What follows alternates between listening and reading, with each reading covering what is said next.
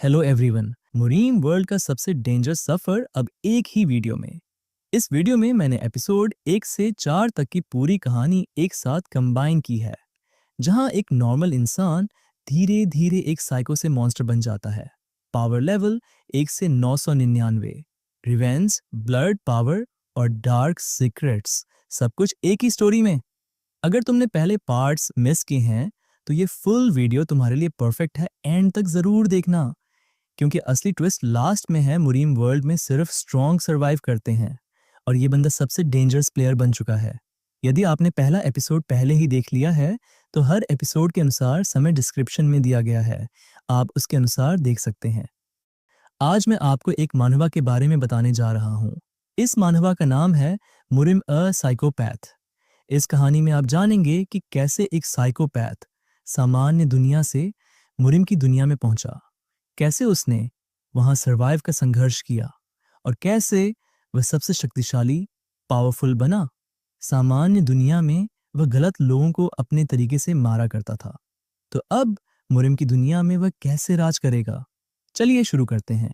शुरुआत में एक दृश्य में फूलों की पंखुड़ियां हवा में उड़ती दिखाई देती है। अगले दृश्य में वही पंखुड़ियां खून के ऊपर दिखाई देती हैं। एक आदमी वहां मारा पड़ा था और एक आदमी उसके ऊपर से चल रहा था।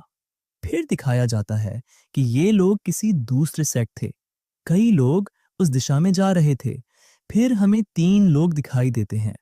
वह आगे देखता है और कहता है कि ये वही माउंट हुआ सेक्ट है जिससे मैं जानता था। चारों ओर लाशें पड़ी थीं और जमीन पर खून फैला हुआ था। कई लोग वहां मारे पड़े थे। तभी एक बूढ़ा आदमी कहता है, अमिताभ, इतना बुरा किसने किया? बूढ़े आदमी के बगल में खड़े 2 आदमी कहते हैं कि ये काम किसी डीमन ने किया है। इस दुनिया में कोई ऐसा नहीं है जो माउंट हुआ सेक्ट को इतनी बुरी तरह से नष्ट कर सके। तभी बूढ़ा आदमी कहता है, रुको, कोई सामने से आ रहा है। हमारा एमसी आगे खड़ा हो जाता है। वह धीरे धीरे आ रहा है। हवा चल रही है, उसके पैर लड़खड़ा रहे हैं, उसके पूरे शरीर से खून बह रहा है। हमारा मुख्य किरदार कहता है, माउंट माउंट हुआ सेक्ट पूरी तरह से खत्म हो गया है। एक बेर के फूल वाले तलवारबाजा, क्या तुम अभी भी जिंदा हो? हमारा एमसी खतरनाक लहजे में बोलता है, एक आदमी ने पूरे सेट का सफाया कर दिया। हमारा एमसी हमला करता है। बूढ़ा आदमी अपने साथियों से कहता है, उसने हमला किया, जल्दी रोको। वे बड़ी मुश्किल से रोकते हैं। बूढ़े आदमी के बगल वाला आदमी कहता है, अरे निकम्मे आदमी, सामने आओ। एक बार फिर हमारा एमसी धीरे धीरे आगे आता है। उसके हाथ में किसी का सिर है। फिर हमें उन बूढ़े आदमियों के नाम बताए जाते हैं, शाओलिन, वुडांग, किंगचेंग, नामगुंग। हमारा एमसी कहता है, तुम सबने मिलकर मुझे मारने की साजिश रची है, तुम भीड़।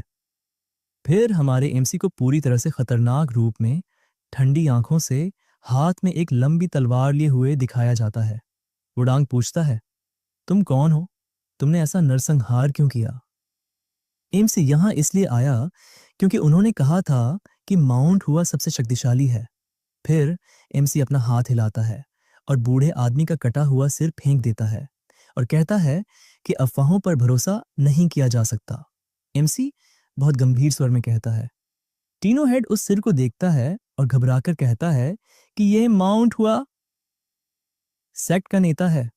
अगले दृश्य में हमारा एमसी बूढ़े आदमी की तलवार कर देता है और कहता है कि तुम सब एक साथ आए हो तो तुम माउंट हुआ सेक्ट से ज्यादा शक्तिशाली होगे, है ना? एमसी ताना मारता है और वुदांग कहता है कि हम तुम्हें यहीं और अभी मार डालेंगे और माउंट हुआ कि आत्माओं को शांति देंगे। तीनों हेड हमले के लिए तैयार हो जाता है। 4 आदमी एक साथ हमला करते हैं। हमारा एमसी आराम से बीच में खड़ा होकर कहता है कि यह जगह वाकई मजेदार है, बस अब रुको। धीरे धीरे स्क्रीन धुंधली होने लगती है और फिर एमसी दिखाई देता है जो अब तक एक गेम में था। अब वह गेम से बाहर आता है, गहरी सांस लेता है और फिर कहता है कि इतने सारे लोगों का यह संयुक्त हमला है, फिर भी मेरे लिए बहुत ज्यादा है। फिर गेम दिखाई देता है, मुरिम ऑनलाइन। यह हाल ही में विकसित एक वर्चुअल रियलिटी मुरिम गेम है जिसमें अत्यधिक हिंसा है और हालांकि यह सेवा बंद करने की मांग कर रहा है, एमसी फोन को देखते हुए कहता है कि इसके जैसा कोई दूसरा गेम नहीं है। मुझे एक अधिक गुप्त तरीका अपनाना होगा। अगली बार जब हमारे एमसी के सामने टीवी चालू होता है तो उसमें एक लापता व्यक्ति दिखाई देता है। एमसी कहता है कि यह हत्या हो सकती है। तभी पीछे से एक आवाज आती है जो मदद मांगती है। एमसी फर्श की ओर देखता है और एक आवाज आती है, मेरी मदद करो। एमसी चिढ़ जाता है। अगले दृश्य में वह एक लंबा हथौड़ा उठाता है और कहता है, कृपया मुझे माफ कर दो। हमें एक आदमी दिखाया जाता है। ये वही आदमी है जिसे अभी टीवी पर दिखाया गया था। यह आदमी लापता है। हमारा एमसी उसे यहाँ लाया है। एमसी हथौड़ा पकड़े उसके सामने बैठता है और बहुत करीब आकर कहता है, अगर तुम मेरी मदद करना चाहते हो तो कर सकते हो। वह उसका गाल दबाता है। आदमी कुछ बोल नहीं पाता और कहता है, देखो, मुझे नहीं पता तुमने मुझे क्यों किडनैप किया, लेकिन मैंने सच में कुछ नहीं किया। कुछ भी करो। एमसी उसका गला दबा रहा है। वह सांस नहीं ले पा रहा है। फिर एमसी अपना हाथ हटा लेता है। आदमी सोचता है, मैंने बहुत सारी गलतियां की हैं। हाँ, क्या उसे पता है? वह घबरा रहा है और कहता है कि अगर तुमने सच में कुछ गलत नहीं किया तो तुम्हें ये सब कैसे मिला एमसी? और वह अपना लंबा हथौड़ा कसकर पकड़े हुए कहता है कि तुम मेरे शिकार नहीं बनते। वह आदमी कहता है, मैं दोहरा रहा हूं, कृपया कृपया मदद करो, मैं चिल्ला रहा हूं। इसी बीच एमसी अपने हाथ से उसके सिर पर जोर से मारता है। एमसी खुश और खतरनाक होने लगता है। अब एमसी उसके बाल पकड़कर उसे फिर से मारने वाला होता है, लेकिन तभी वह आदमी अपने सिर से उस पर हमला करता है और एमसी को धक्का देकर दूर कर देता है। वह आदमी इतना जोर लगाता है कि उसके हाथ खुल जाते हैं और ऐसा होता है, उसके हाथ खुल जाते हैं और फिर वह एमसी को गाली देता है, अरे पागल आदमी। और उसका लंबा हथौड़ा उसके हाथ में आ जाता है। एमसी थोड़ा हैरान होता है, लेकिन फिर मुस्कुराता है। वह आदमी अपने हाथ से उसे जोर से मारता है। एमसी उस हमले से बच निकलता है। फिर वह मुक्का पूरी तरह अंदर तक जाता है। उसके बाद बिना रुके वह एक लात मारता है। वह आदमी पीछे गिर जाता है। उसका पूरा चेहरा बिगड़ जाता है। एमसी ने उसे बहुत जोर से मारा था। वह आदमी उठने की कोशिश करता है। वह जमीन पर रेंगता है और सोचता है, भाग जाओ, भाग जाओ। मरने की चाहत में वह रेंगते हुए एक कमरे तक जाता है और उसे देखता है। उसे देखकर उसका चेहरा कांप उठता है। वह बहुत डरा हुआ था। उस कमरे में और लोगों के बॉडी भी रखे थे। वह सोचता है कि क्या यह कोई इंसान है या कोई साइकोपैथिक जिसने सबको बेरहमी से मार डाला है। एमसी उसे खतरनाक निगाहों से देख रहा था। वह कहता है, मैं एक शिकारी हूँ। उस आदमी को मैंने कहा था कि रूम से दूर रहो, दूर रहो। एमसी एक हथौड़ा लाता है। तभी घर का दरवाजा टूट जाता है। वहां से पुलिस अंदर आती है। कहती है, अपनी जगह पर रुक जाओ। पुलिस ऑफिसर आगे कहता है, अपहरण, अवैध कारावास और हत्या के संदेह में आप गिरफ्तार हैं। एमसी पुलिस अधिकारी की ओर देखता है और पूछता है, पुलिस को यह जगह कैसे मिली? पुलिस अधिकारी गोली चलाता है और कहता है, मैंने कहा था, हिलना मत, कमीने। हमें एमसी के बगल में गोली चलाते हुए दिखाया जाता है। एमसी पुलिस ऑफिसर को खतरनाक ढंग से देख रहा है और सोचता है कि यह स्थिति जानी पहचानी सी लग रही है और उसके चेहरे पर एक बड़ी मुस्कान आ जाती है। एमसी कहता है, इस आदमी ने कुल 6 महिलाओं की हत्या की। उसने उन्हें यातना दी, उनके साथ खेलते हुए तस्वीरें भी लीं और फिर उन्हें मार डाला। पुलिस वाला सुन रहा है और वह आदमी डरा हुआ है। एमसी कहता है, यह आदमी जानवर है, इंसान नहीं। यह आम लोगों की जिंदगी बर्बाद कर देता है और मैं तो बस एक शिकारी हूं जो उन पर हमला करता है। एमसी ये कहते हुए बहुत बुरी तरह से दिखता है। पुलिस ऑफिसर कहता है, ये सब ठीक है, लेकिन मुझे क्या करना चाहिए? क्योंकि मुझे तो बस एक मनोरोगी हत्यारा दिख रहा है जो लोगों का अपहरण और हत्या करता है। एमसी हंसने लगता है और कहता है, हाँ, मुझे यही लगा था। पुलिस वाले से बात करने से कुछ नहीं होगा और अपना हाथ जोर से घुमाता है। पुलिस वाला रुकने को कहता है, लेकिन एमसी उसके सिर पर जोर से वार करता है और उसका सिर फोड़ देता है। वह पुलिस ऑफिसर गोली चला देता है। उसे गोली लगती है या नहीं, ये नहीं दिखाया गया है। एमसी को कुछ पुरानी यादें आती हैं और जब वह उठता है तो उसकी आंखें खुलती हैं और वह कहीं और होता है। वह कहता है, मैं जिंदा हूं, लेकिन मुझे गोली जरूर लगी थी। एक आदमी दिखाई देता है। वह कहता है, मुझे यकीन था कि तुम मर गए होगे, लेकिन तुम जिंदा हो। एमसी समझने की कोशिश करता है कि यह कौन है, मैं कहाँ हूँ। वह आदमी एमसी को जोर से पकड़ लेता है और कहता है, अरे, तुम्हें पता है, बाजार से तुम्हें यहाँ तक घसीट कर लाना कितना मुश्किल था। जगह और कीमत। एक आदमी एमसी को मुक्का मारता है। एमसी उसके पीछे जाता है। वह आदमी कहता है, मैं कल आऊंगा। एमसी को एक और मुक्का पड़ता है। वह एक पत्थर उठाने की कोशिश करता है और उसके पूरे शरीर में दर्द होने लगता है। उसके हाथ से पत्थर गिर जाता है। हमें दिखाया जाता है कि एमसी बहुत पतला और कमजोर हो गया है। उसकी पसलियां और हड्डियां भी साफ दिखाई दे रही थीं। एमसी कहता है, ये घाव आखिर क्या है? एमसी बाहर देखता है और हैरान रह जाता है। उसकी आंखें खुली रह जाती हैं। रात की रोशनी में बड़े चांद के साथ ये कौन सी जगह है? एमसी सोचता है, मुझे पता है ये जगह क्या है। इसका नाम मुरीम था। एमसी को अभी भी यकीन नहीं हो रहा है। एमसी यह कर पाता है, फिर वह अपना सिर पकड़कर रोने लगता है। उसे बहुत अच्छा लग रहा है। वह कहता है, मेरी इच्छा पूरी हो गई। फिर वह अपना हाथ हटाकर जोर से हंसने लगता है। एक नोटिफिकेशन आता है, डिंग प्लेयर डोंग बोंगसू। एमसी मुरिम ऑनलाइन में आपका स्वागत है। स्क्रीन पर लिखा है, वह दुनिया जहां सबसे ताकतवर रहते हैं। एमसी जोर से हंसने लगता है। इसी के साथ ये चैप्टर समाप्त होता है। अगले चैप्टर में मिलते हैं। अगर तुम्हें डार्क मुरीम स्टोरीज पसंद है तो अभी सब्सक्राइब करो। नेक्स्ट एपिसोड और भी डेंजरस होने वाला साइकोपैथ के दूसरे एपिसोड के बारे में बताने जा रहा हूँ। किसी मानवा की एक्सप्लेन सुनना चाहते हैं तो उस मानवा का नाम कमेंट में लिखें और मैं उस पर भी कवर करूंगा। इस एपिसोड की शुरुआत में उस लड़के की बैक स्टोरी बताई जाती है जिसके शरीर में हमारा एमसी जाने वाला है। उसे एक घोड़े के अस्तबल में देखा जाता है।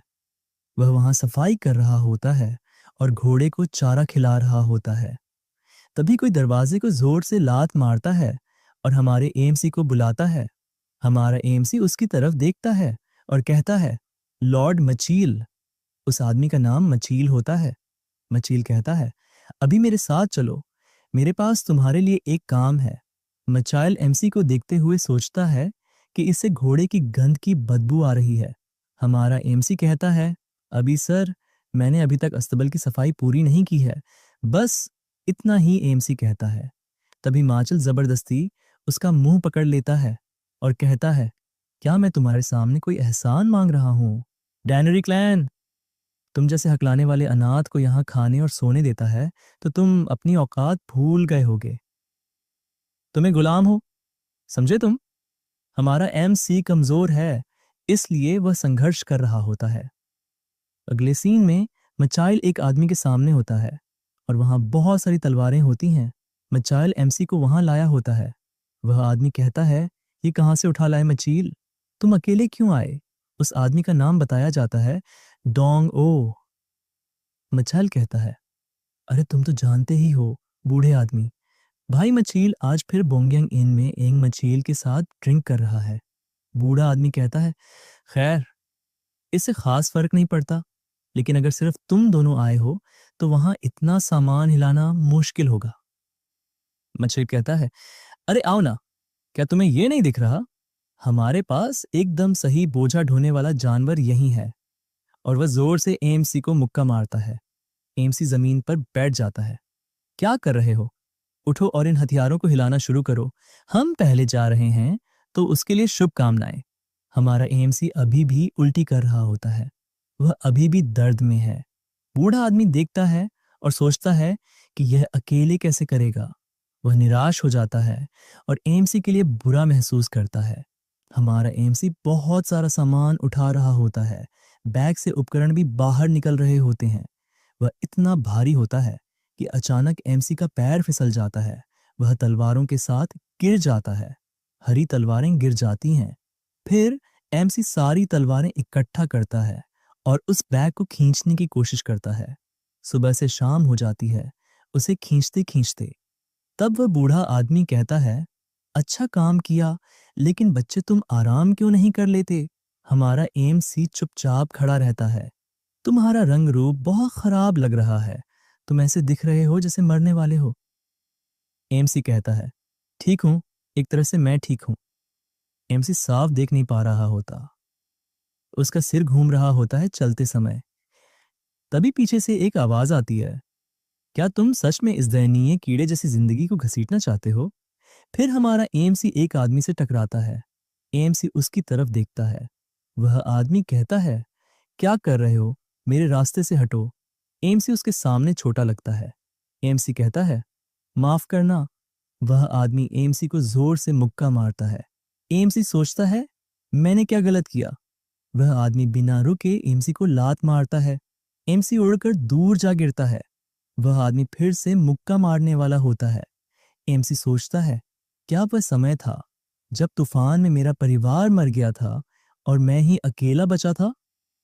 एएमसी सोचता है, क्या वह समय था जब मैं सिर्फ जीवित रहने के लिए डैनरी क्लैन के गेट पर गया था? वह आदमी उसे मुक्का मारता है। एएमसी बेहोश होकर गिर जाता है।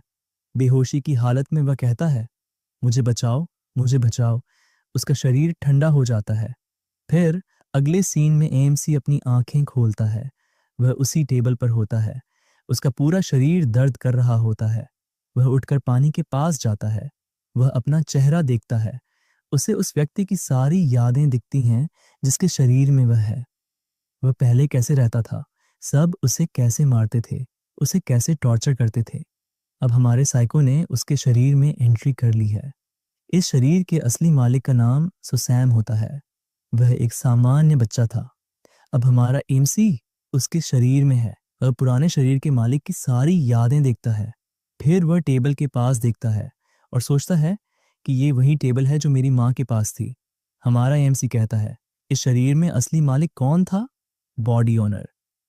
पिछली लड़ाई में वो मारा गया था। वह मर गया और मैंने उसका शरीर ले लिया। फिर हमारा साइको एएमसी विंडो सिस्टम देखता है।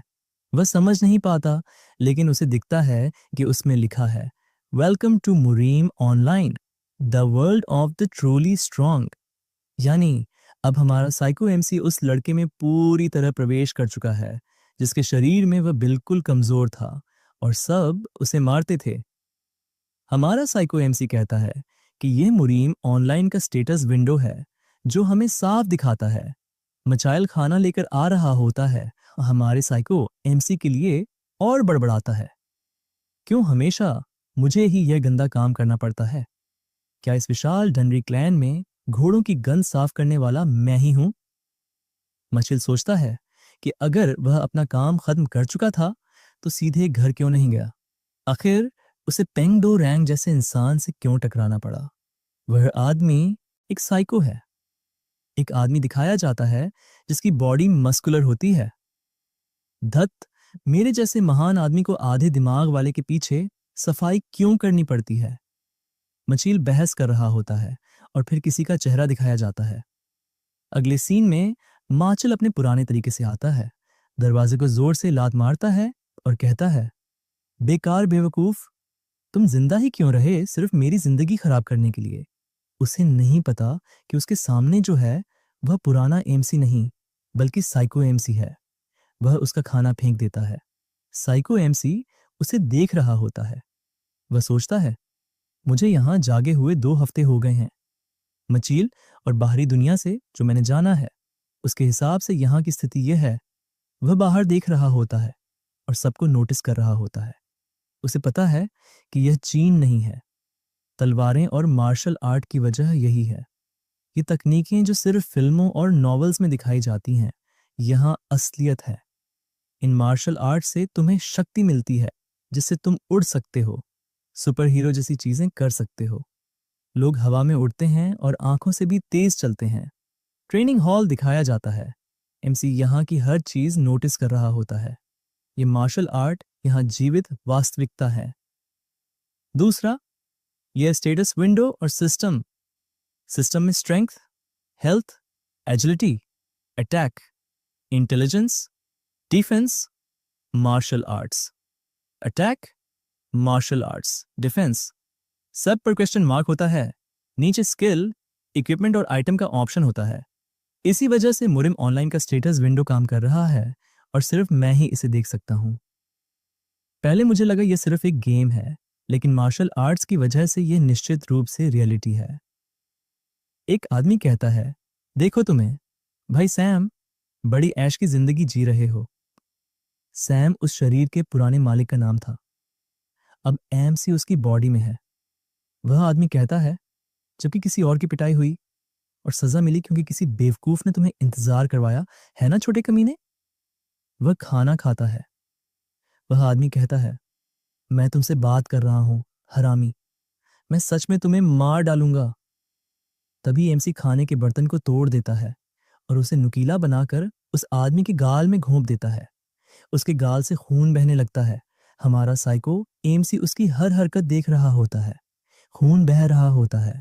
एमसी कहता है, जिस बच्चे का तुम इस्तेमाल करते थे, तुम्हें पता है, वह बहुत पहले मर चुका है।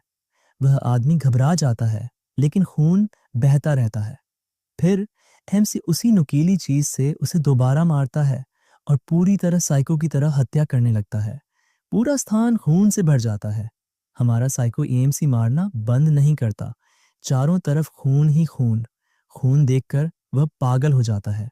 उसे लगता है जैसे खून की बारिश हो रही है। वह आंखें बंद करके उसे महसूस करता है। वह कहता है, यही धर्म है। फिर वह पूछता है, क्या मैं इंसान हूं या प्लेयर। वह सोचता है, इससे फर्क नहीं पड़ता। जैसा मैंने सोचा था, यह जगह बिना शक वास्तविक है। वह महसूस करता है कि इस दुनिया में सिर्फ सबसे ताकतवर ही जिंदा रहेगा। जंगल का कानून, सर्वाइवल ऑफ द फिटेस्ट। उसकी आंखें चौड़ी हो जाती हैं और वह सोचता है, अगर यह सच है तो मुझे अपनी असली प्रकृति छुपाने की जरूरत नहीं। मैं दिल खोलकर शिकार कर सकता हूँ। मैं यहाँ जो चाहूं कर सकता हूँ, क्योंकि यहाँ मेरे जैसे लोग सामान्य नहीं हैं। ये मांसाहारी हैं। ये नहीं कि वे सिर्फ मजबूत हैं, बल्कि राक्षस हैं। एक भेड़िया दिखाया जाता है जो पूरे जंगल पर अपने झुंड के साथ राज करता है और उसका लीडर वही सबसे ताकतवर भेड़िया होता है। जैसे ही उसका शरीर ठीक होता है, शिकार फिर शुरू हो जाता है। एमसी के चेहरे पर मुस्कान आ जाती है। असली शिकारी के लिए एमसी बहुत खुश होता है। आखिरी सीन में नई मुरीम दुनिया दिखाई जाती है। अब एमसी इस दुनिया पर राज करेगा। प्लीज लाइक और सब्सक्राइब करें ताकि मेरे वीडियो आप तक जल्दी पहुंच सकें। आज फिर से साइकोपाथ के नए एपिसोड में आपका स्वागत है।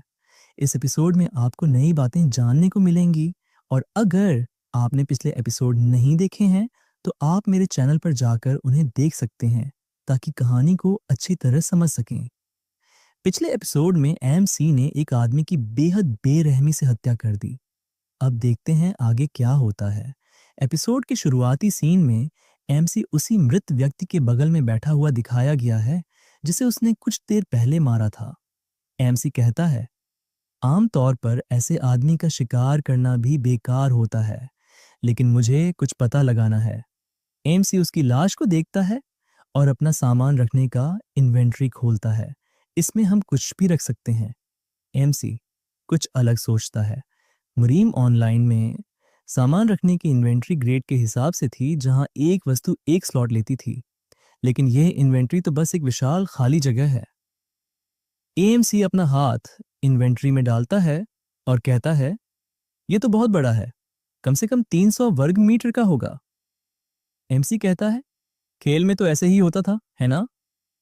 एमसी का मतलब है कि अब वह इस मृत व्यक्ति पर कुछ आजमाना चाहता है। वह उसके चेहरे को देखता है। वह उस पर हाथ रखता है और कहता है, इन्वेंट्री में स्टोर करो। जैसे ही उसे लगा कि मृत शरीर धीरे धीरे गायब होने लगा है, अचानक इन्वेंट्री ने उस शरीर को, उसके सारे खून को, पूरे शरीर को, सब कुछ अंदर खींच लिया। एमसी कहता है, वह विशाल बॉडी पल भर में गायब हो गई। यह तो बहुत ही यूजफुल फीचर है। मैं इसका इस्तेमाल जरूर कर सकता हूँ। रुको, क्या मैं इसमें जीवित चीजें भी रख सकता हूँ? अगर रखूं तो क्या वे जीवित रहेंगी? और मुझे थोड़ा और प्रयोग करने की जरूरत होगी। अगले दृश्य में साफ आसमान दिखाया गया है। कुछ लोग आपस में बातें कर रहे हैं। एमसी उन्हें देखता है। वह झाड़ू लगा रहा है। तभी माचल पीछे से एमसी के सिर पर जोर से मारता है और कहता है, अरे तुम आधे अधूरे हो, रुको, मैंने सुना है तुम गूंगे हो गए हो। छी, तुम गूंगे कमीने, यहाँ यूं ही मत बैठे रहो। माचल कहता है, उस घोड़े को सैर पर ले जाओ।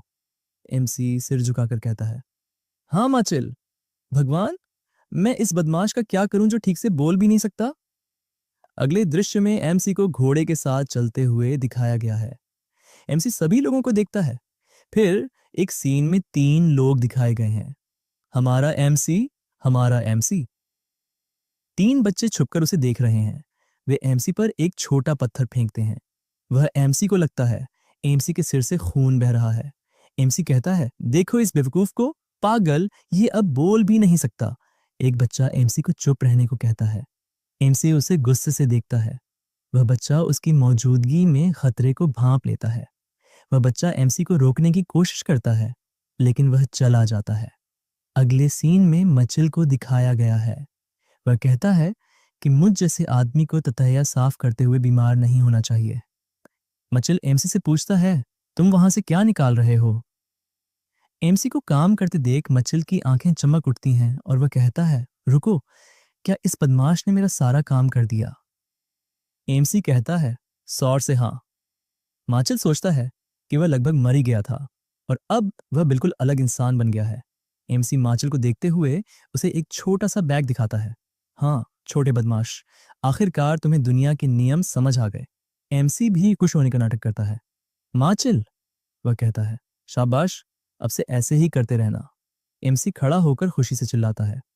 माचिल गया बेवकूफ, वह कहता है।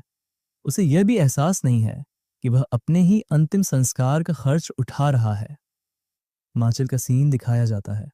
वह सोचता है, बिल्कुल, सारा दिन सिर झुकाए मत रहो, तुम्हें इतनी लचीलता दिखानी होगी। माचिल कहता है, देखते हैं, आज मेरी जेबें भरी हुई हैं। क्या मुझे चोसुन से मिलने जाना चाहिए? माचिल की जगह वह हंसता है। एक आदमी दिखाया जाता है। वह कहता है, स्वागत है महोदय। हे भगवान, माचिल, आप यहाँ हैं। हाँ, चोसुन को बाहर ले आओ। वह आदमी कहता है, जरूर, तुम हमेशा बुलाते हो। माचिल खुशी से कहता है, क्या तुम्हें शक है? वह आदमी कहता है, मेरे पास पैसे हैं। धन्यवाद सर, दूसरी मंजिल के आखिरी कमरे में जाइए, मैं अभी चोसुन को ले आता हूं।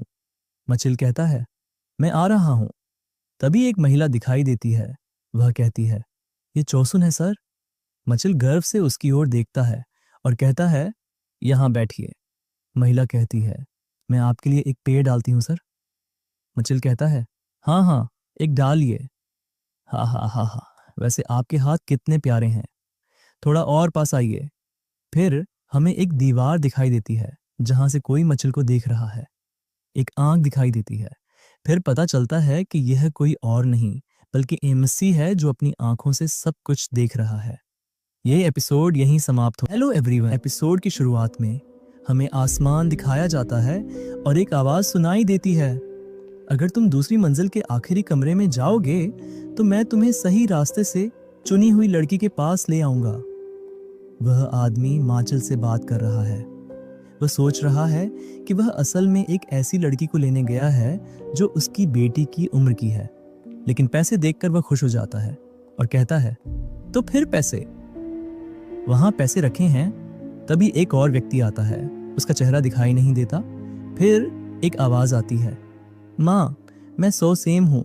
सोसेम हमारे एमसी का नाम है। फिर वह आदमी एमसी के पास आकर कहता है, क्या तुम्हें पता भी है कि तुम कहाँ खड़े हो? ये कौन सी जगह है? यहाँ से जाओ। फिर एमसी उस आदमी को पैसों से भरा एक छोटा सा थैला दिखाता है। वह आदमी पैसों को देखता है। वाह, इतने सारे पैसे। फिर वह आदमी खुशी से कहता है, अगर तुम दूसरी मंजिल के आखिरी छोर से दूसरे कमरे में इंतजार करो तो मैं तुम्हें अभी ले आता हूँ। फिर एमसी कहता है, बोंगयांग इन होटल के नाम पर। वह अंदर जाता है। उसके हाथ दिखाई देते हैं, उन पर पट्टी बंधी हुई है। फिर अगले सीन में माचिल को दिखाया जाता है जो अपनी बॉडी को फ्लेक्स करके दिखा रहा है। फिर एमसी पीछे से आता है और उसकी हथेलियों को एक साथ बांधकर फंदा बनाता है और उससे माचिल का गला घोंटने लगता है और उसे कसता जाता है। माचिल दर्द से तड़प रहा है। उसकी सांसें रुक रही हैं। वह एमसी के बारे में सोच रहा है कि वह मुझे कैसे गला घोंट सकता है। इस बदमाश को इतनी हिम्मत कहाँ से मिली। लेकिन मचल को क्या पता, अब वह एक सामान्य इंसान नहीं रहा। उसके शरीर में एक साइको एमसी है जो किसी को भी मारने से पहले नहीं सोचता। एमसी अपनी पूरी ताकत लगाकर धीरे धीरे उसका गला दबाता है। मचल की गला घोंटने से मौत हो जाती है, जिससे एमसी उसे खतरनाक नजरों से देखता है। एमसी बहुत खुश होता है। फिर एमसी मचल के शरीर से उठता है और उस दीवार के पास जाता है जहां से वह चुपके से सब कुछ देख रहा था। अब वह सीन दिखाया जाता है कि एमसी उस दीवार से कैसे बाहर आया। उस सीन में एमसी सब कुछ देख रहा था। फिर वह अपना हाथ दीवार पर रखता है और उसे अपनी इन्वेंट्री में डाल लेता है। वह वहां से बाहर आता है और मचल को मार देता है। अब साइको एमसी अपनी स्टेटस विंडो देख रहा है। वह कहता है, जैसा मैंने सोचा था वैसा ही हुआ। इस दुनिया में लोगों को मारने से मुझे एक्सपीरियंस मिलता है, जिससे एक्सपीरियंस पॉइंट मिलते हैं, और जब ये एक्सपीरियंस बढ़ता है तो मैं लेवल अप कर सकता हूँ। लेवल बढ़ाने से मैं और मजबूत हो जाता हूँ। एमसी, मैं अपने हाथों को देख रहा हूँ और स्ट्रांग होने से शिकार करना बहुत आसान हो जाता है। जैसे जैसे शिकार आसान होता जाएगा मुझे एक्सपीरियंस भी तेजी से मिलेगा, जिसका मतलब है कि इस जगह पर मैं सचमुच एक अद्भुत दुनिया में हूँ। ये सब सोच के एमसी जोर जोर से वो हंसने लगता है और खुशी से पागल हो जाता है। अब फिर से एमसी माचल के पास आता है कि उसके शरीर का क्या करे। फिर एमसी कुछ सोचता है और कहता है कि अगर इस दुनिया में कैमरा होता तो उसे मारते हुए वीडियो बनाना कितना अच्छा होता। अब ऐसा लगता है कि एमसी फिर से कोई साइको हरकत करने वाला है। तभी हमें वही मोटा आदमी दिखाई देता है। वह लड़की उसकी तरफ दौड़ती हुई आती है। मोटा आदमी कहता है कि तुम्हें अंदर आने में इतनी देर क्यों लगी? भले ही वह गूंगा हो, पैसे देने वाला ग्राहक हो, फिर भी ग्राहक तो है ही। लड़की कहती है, हाँ मुझे पता है, माफ कीजिए, मुझे थोड़ी देर हो गई। मोटा आदमी सोचता है कि क्या वे दोनों अंदर साथ रहने लगे हैं या कुछ और। तभी मोटा आदमी दरवाजे की घंटी बजाता है और कहता है, हाँ भाई मचिल, काफी देर हो गई है, अब तुम भी बाहर आ जाओ। कोई और भी है? रुको नहीं, तुम्हें थोड़ा आराम कर लेना चाहिए। ये दोनों मचल को बिल्कुल नजरअंदाज कर रहे हैं। मोटा आदमी दरवाजा खोलता है और पूछता है, क्या हुआ? मोटे को अपने सामने कुछ दिखाई देता है और वह देखता ही रहता है। मोटे आदमी का शरीर कांपने लगता है। फिर सीन सामने आता है। उस पागल एमसी ने उसे बांध दिया, उसे फांसी पर लटका दिया। मोटा आदमी जोर से चिल्लाता है, भाई मचिल। ये एपिसोड यहीं समाप्त होता है।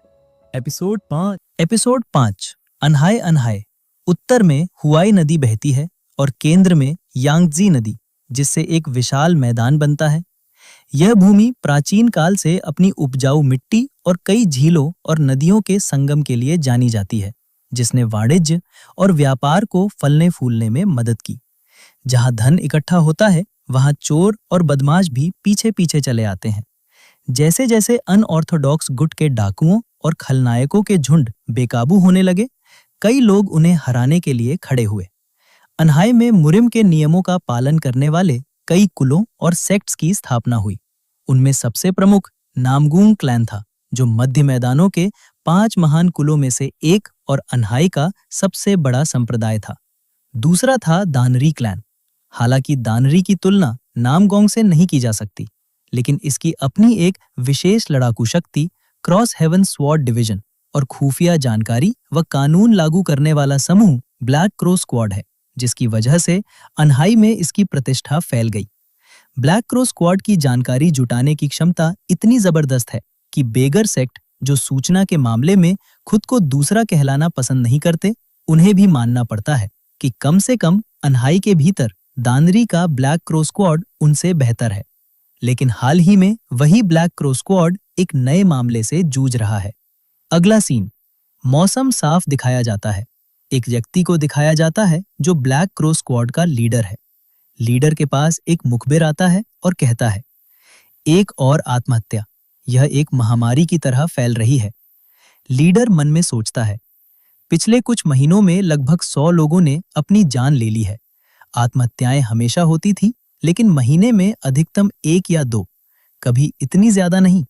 कुछ तो निश्चित रूप से अजीब है। सबसे अजीब बात यह है कि हर मामला कितना परफेक्ट है। हर मामले के सबूत और परिस्थितियां स्पष्ट रूप से आत्महत्या की ओर इशारा करती हैं। लेकिन क्या यह वास्तव में संभव है? लीडर पूछता है। सबसे पहले किसकी मौत हुई थी? संदेशवाहक बोलता है, क्लैन का एक आर्मरी आर्टिसन जिसका नाम मा चिल था। लीडर पूछता है, कुल से? क्या तुम्हारा मतलब दानरी कुल से है? संदेशवाहक कहता है, जी हाँ। लीडर सोचता है, तो इस मा चिल ने खुद को कहाँ मारा? अगला सीन वही जगह दिखाई जाती है जहां मा चिल मृत मिला था। लीडर पूछता है, क्या यह रेस्टोरेंट का वही कमरा है? मैनेजर बोलता है, जी हाँ सर, मैंने ही मा चिल को इसी कमरे की छत की बल्ली राफ्टर से लटका हुआ पाया था। लीडर मन में सोचता है, अगर यह आत्महत्या की महामारी वास्तव में हत्याओं का सिलसिला है, तो अपराधी मा चिल को मारने के लिए इस कमरे में कैसे घुसा? लीडर चारों तरफ गौर से देखता है कि अपराधी कैसे आया होगा। फिर वह बोलता है, उस स्थिति में केवल यही एक संभावना बचती है। वह उसी जगह देख रहा था जहां एमसी छुपा हुआ था और अपनी आंखों से सब देख रहा था। लीडर कहता है, समस्या यह है कि इन लकड़ियों को कभी हटाया नहीं गया। मुझे बताओ, क्या छत को हटाए बिना इन बल्लियों को बाहर निकालने का कोई तरीका है?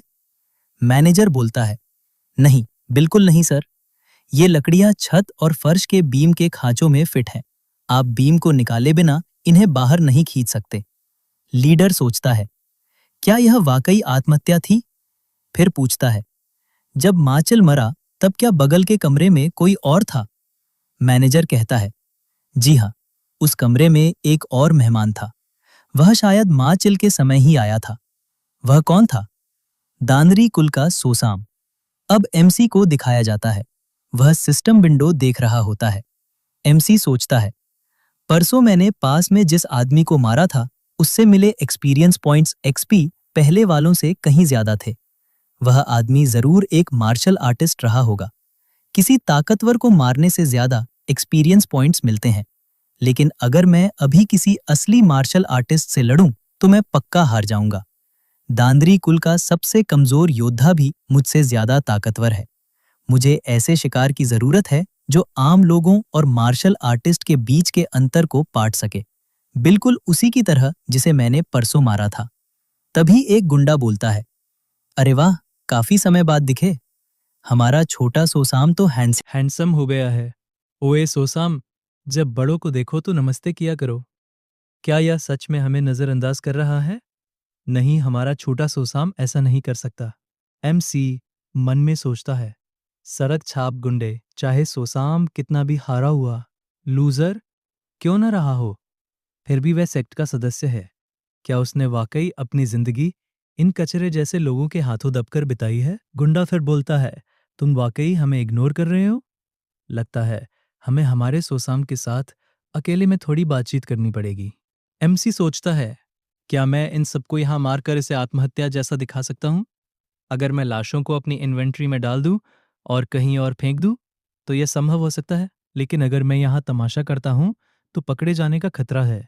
और वैसे भी इन सबको मारकर मुझे ज्यादा एक्सपीरियंस नहीं मिलेगा। अभी के लिए मैं मार खा लेता हूं, बाद में इन्हें ठिकाने लगा दूंगा। गुंडा कहता है, देखा नहीं तुम्हें काफी समय से हट्टे कट्टे हो गए हो। जोर से पंच मारता है और बोलता है, लगता है अच्छा खा पी रहे हो। जांग हो, मैंने तुमसे नहीं कहा था कि इसे प्यार से लेकर आओ। कितना शानदार घोड़ा है। हमारा डार्क सोसाइटी का लीडर घोड़ों के लिए बिल्कुल पागल है।